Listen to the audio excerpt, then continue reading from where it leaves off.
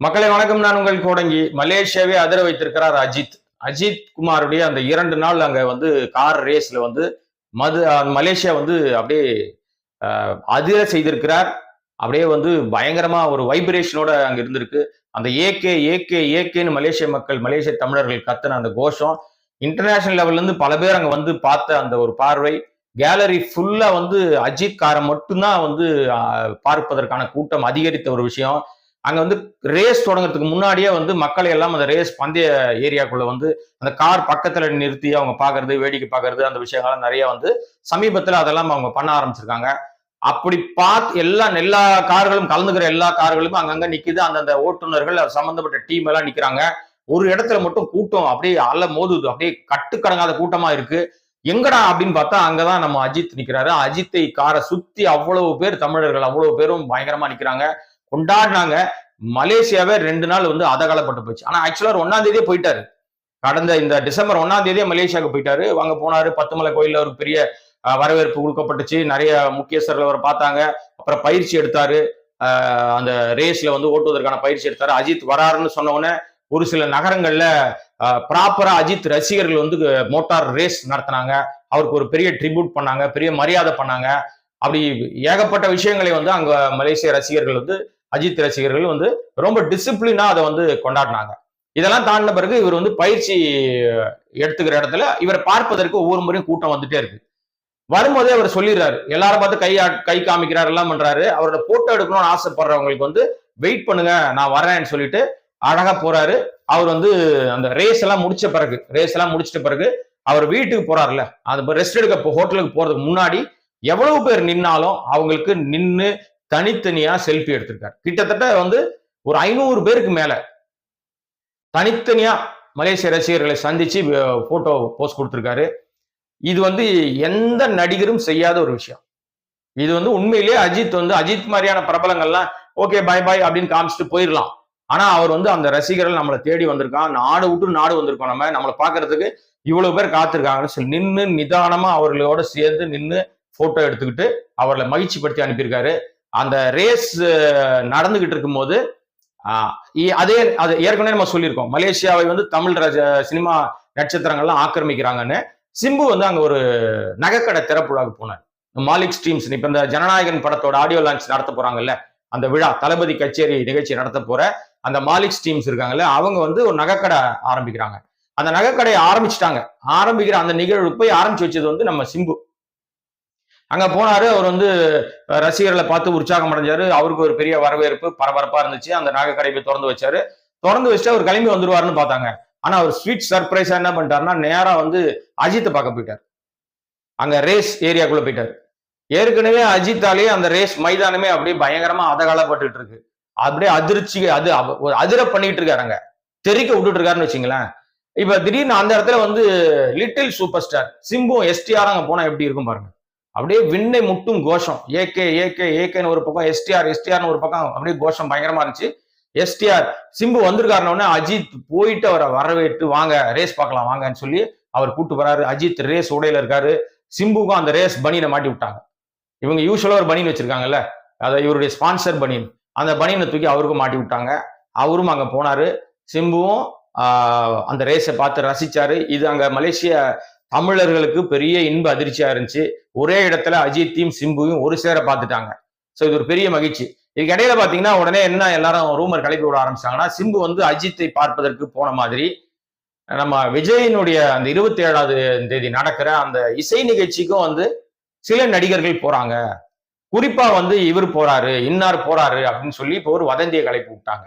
நமக்கு தெரிஞ்ச வகையில அது வந்து தவறான தகவல்ன்றதுனால வதந்தி கிளப்பி விட்டாங்கன்னு சொல்றேன். ஏன்னா இவங்க பல பேரை முயற்சி எடுக்கிறாங்க. நான் தான் ஏற்கனவே முன்னாடி சொல்லியிருக்கேன், பல பிரபங்களை கூப்பிடுறதுக்கு ட்ரை பண்றாங்க, அவங்க எல்லாம் பாதி பேர் வரலன்னு சொல்லிட்டாங்கன்னு சொல்லிட்டு. அப்படி வந்து இப்போ அந்த வதந்தியில சிக்கியவர் யாருன்னா நம்ம தனுஷ் வந்து நம்ம விஜயனுடைய அந்த ஆடியோ லான்ச் அந்த நிகழ்ச்சி இருக்குல்ல, அது வந்து ஃபேர்வெல் பார்ட்டி மாதிரி நடத்துறதுக்கு பிளான் பண்றாங்களாம். என்ன ஃபேர்வெல் பார்ட்டி? திருப்பி அப்படியே 26க்கு அப்புறம் நடிக்க தான் வரப்போற, உனக்கு எதுக்கு ஃபேர்வெல் பார்ட்டி அப்படின்னு கேட்பாங்க. நான் கேட்கலங்க, கேட்பாங்க அந்த மாதிரி. ஸோ இப்ப அந்த நிகழ்ச்சிக்கு தனுஷை வந்து கூப்பிட்டுருக்காங்க. தனுஷ் வருவதற்கு சம்மதம் தெரிவித்து விட்டார் அப்படின்றாங்க. ஆனா என்னன்னா, நமக்கு தெரிஞ்ச வகையில ஒரு ஹீரோ நான் தான் கேப்டன், அந்த இடத்துக்கு நான் தான் வந்து முக்கியஸ்தர் அப்படின்னா அந்த இடத்துல வேறு ஒருத்தர் அவரை விட முக்கியமான வேறு ஒருத்தர் வருவதை விரும்ப மாட்டாங்க. ஏன்னா அட்டென்ஷன் அங்க திரும்பிடும்ல. விஜய் எங்குமே போற எல்லா இடத்துலயும் தனக்கு தான் மாலை விடணும்னு எதிர்பார்க்கிறாரு. எந்த இடமா இருந்தாலும் பரவாயில்ல. அப்படி இருக்கிற இடத்துல இன்னொருத்தர் அதை பங்கு போட ஒருத்தர் வந்தா அதை அனுமதிப்பாரா? வாய்ப்பு இருக்கு அதுக்கு. இல்ல. சோ அந்த அடிப்படையில பாத்தீங்கன்னா அந்த தகவல் வந்து பொய், அது ஏமாத்து வேலைன்னு நமக்கு தெரியுது. ஆனாலும் அதை ஒரு ரூமர்னு கிளப்பிக்கிட்டு இருக்காங்க. சோ எனிவே அது ஒரு பக்கம் இருக்கட்டும். இப்ப திடீர்னு எங்கேயுமே போகாதவர் விஜய் வந்து எங்கேயுமே இது வரைக்கும் வீட்டை விட்டு வெளியில வரவே இல்லை. அவர் மீது குற்றச்சாட்டு. எங்க கூப்பிட்டாலும் வரமாட்டாரு, எந்த இடத்துக்கும் வர மாட்டேங்கிறாரு, எந்த இடத்துக்கும் போக மாட்டாரு. அவருடைய நிகழ்ச்சிக்கே போக மாட்டேங்கிறாரு. பக்கத்திலே ஆர்ப்பாட்டம் பண்றாங்க, அது கூட போக மாட்டாரு. எஸ்ஐஆர் ஆர்ப்பாட்டம் நடத்துறாங்க தாவேகா, பக்கத்திலே 1.5 கிலோமீட்டர்ல, அது கூட போல. இப்ப பாண்டிச்சேரியில 9ஆம் தேதி கூட்டத்துக்கு போறாரு. இதை தாண்டி வந்து எங்கேயுமே வரல. திடீர்னு பார்த்தா ஒரு சர்ப்ரைஸ், ஒரு விசிட் ஒண்ணு. என்ன விசிட் அப்படின்னா, ஒரு திருமணத்துக்கு டக்குன்னு வந்து விஜய் வந்துட்டார். யாரா திருமணம்? ஏன்னா விஜய் வர அளவுக்கு அவர் யார் முக்கியத்துவம் அப்படின்னா, அவர் தமிழ் திரைப்படங்களுடைய தயாரிப்பாளர். இப்ப நடிக்கவும் ஆரம்பிச்சிட்டாரு. டி சிவா, அம்மா கிரியேஷன் சிவா அப்படின்னு சொல்லுவாங்க அவரு. அவருடைய மகளுடைய திருமணம் சென்னையில எக்மோர்ல நடந்துச்சு, ஒரு மண்டபத்துல. அந்த திருமண விழாவுக்கு சொல்லாமல் கொள்ளாமல், ஏற்கனவே அவர் வந்து இன்விடேஷன் கொடுக்கும்போதே நான் வரேன் திருமணத்துக்குன்னு சொல்லியிருக்காரு போல இருக்கு. சிவா யார்ட்டையும் சொல்லவே இல்லை. விஜய் வரப்போறான்னு யாருக்கும் தெரியாது. ஆனா எல்லா பிரபலங்களும் வந்தாங்க. நம்மளும் அந்த திருமணத்துக்கு போயிருந்தோம்னு வச்சுங்களேன், எல்லாருமே வந்திருந்தாங்க. ஏகப்பட்ட திரைப்பிரபலம் மொத்தம் அந்த அந்த ஏரியாவே டிராபிக் ஜாம்ல திணறி போச்சு. விஜய் வந்து திடீர்னு சத்தமே இல்லாம இரவு நேரத்துல டக்குன்னு வந்துட்டார். இவர் வருவது யாருக்கும் சொல்லவே இல்லை. திடீர்னு ஒரு சின்ன கார், அந்த கார் விஜய் காரே கிடையாது, சின்ன கார்ல வந்து இறங்கிட்டாரு. டக்குன்னு இறங்கினோன்னு எல்லாருக்கும் பயங்கர ஷாக், விஜய் வந்துட்டாருன்னு. டக்குன்னு அவர் அப்படியே வந்து கூட்டம் நெருக்கி தள்ளுதவரை போனாரு, மேடைக்கு போனாரு, பூங்கொத்து கொடுத்தாரு. அவர்கிட்ட ஒரு சில வார்த்தைகள் பேசினோன்னு அப்படியே விறுவிறுன்னு வெளியில வந்தாரு. வேறொரு கார், ஏற்கனவே வந்து இறங்கினார்ல, அந்த கார் போய் சுத்திட்டு வர்றதுக்குலாம் டைம் இல்லை. வந்தவொடனே வேறொரு காரை ஏறினாரு. அந்த கார்ல இருந்து சிட்டா பறந்துட்டார். வந்த வேகத்திலே எஸ்கேப் ஆகி ஓடி போயிட்டாரு. வந்தது தெரிஞ்சா கூட்டம் வந்துடும், நெரிசல் ஆயிரும், சிக்கலாயிரக்கூடாது, தப்பாயிரும் சொல்லி எதிர்வத்துல முதல் முறையாக இந்த 2 கட்சி ஆரம்பிச்சு இந்த 2 வருஷத்துல எனக்கு தெரிஞ்சு, எனக்கு மட்டும் இல்ல உங்களுக்கும் தெரிஞ்சு, விஜய் கலந்து கொண்ட மிக முக்கியமான நிகழ்வாக இது ஒண்ணு பார்க்கப்படுது. இடையில இன்னொரு கல்யாணத்துக்கும் போனாரு. அது வந்து அவங்க வீட்டு பக்கத்திலே ஒரு கல்யாணம், ஒரு பிரம்மாண்டமான ஒரு கல்யாணம், ஒரு தயாரிப்பாளருடைய கல்யாணம்.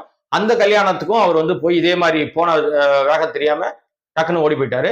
ஆனால் அந்த கல்யாணத்துல வந்து இவ்வளவு கும்பல் அங்க வரமாட்டாங்க. அது வந்து ஈசிஆர்ல ஒரு ரொம்ப தள்ளி இருக்கிற இடம், பெரிய கூட்டம் வராது. பட் எக்மோர் அப்படி இல்லை, டக்குன்னு அணி திரண்டுருவாங்க. இந்த இடத்துக்கு வந்துட்டு அவர் வந்து சிட்டா பறந்து போனது இப்ப சினிமா வட்டாரம் மட்டும் இல்ல, அரசியல் வட்டாரத்திலையும் வந்து அடடே விஜய் வந்துட்டாரு, நிஜமா வந்தது விஜய் தானா, விஜய் கட் அவுட் ஆன்ற மாதிரி பேச ஆரம்பிச்சாங்க. ஏன்னா இவங்க எல்லாம் பூரா கட் அவுட்டுக்கெல்லாம் வந்து ஐடி கார்டு வாங்குற நிகழ்வு எல்லாம் தாவேக்கா பண்ணுது இல்ல. பரவாயில்ல, விஜய் வந்து வந்துட்டு ஒரு விஷயத்த வந்து பண்ணிட்டு போயிருக்காரு. என்ன பண்ண போறாரு அடுத்ததுன்னு தான் தெரியல.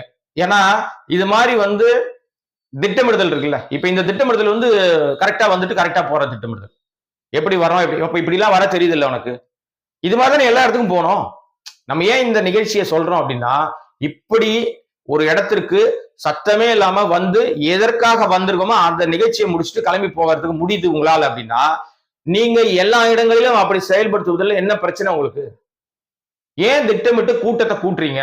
ஆட்களை திரட்டி வர ஏன் செய்றீங்க? மக்களை ஏன் திரட்டி இம்சப்படுத்தி நசுக்கி நெரிசல் மரணங்களுக்கு வழிவகுக்கிறீங்க அப்படின்றதுதான் நம்முடைய குற்றச்சாட்டு. என்ன பேசினாலும் திரும்ப அந்த இடத்துல தான் நிற்போம்.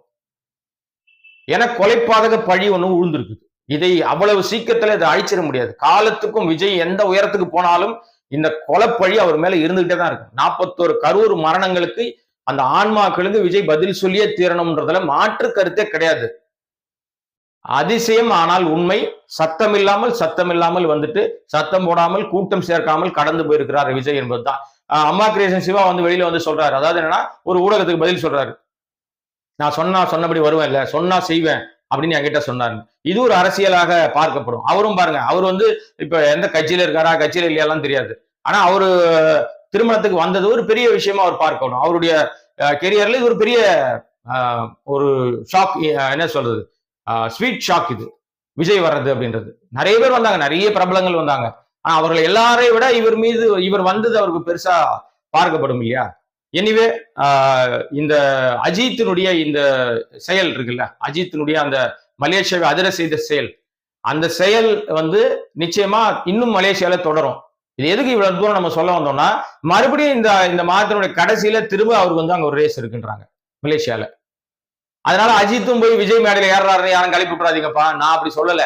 இந்த மாத கடைசியில அவருக்கும் அங்க மலேசியால இன்னொரு ரேஸ் இருக்கு, இதே மாதிரி ஒரு ரேஸ் சர்வதேச பந்தயம் அங்க இருக்கு. அந்த பந்தயத்திலும் அவங்க டீம் கலந்துக்கிறாங்க. அஜித் ரேசிங்ன்ற டீம் வந்து கலந்துக்குது.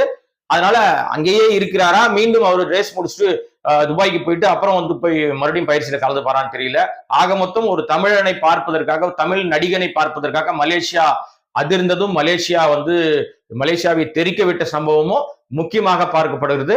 அஜித் சினிமாவில வந்து சினிமாவை பண்றதை குறைச்சிக்கிட்டாலும், மக்களை சந்திப்பதில் குறைச்சிக்கிட்டாலும், செல்வாக்கு மட்டும் குறைச்சிக்காம இருக்காருன்றதான் இந்த செய்திகள் மூலம் நம்ம உணர்ந்துக்கிற விஷயம்.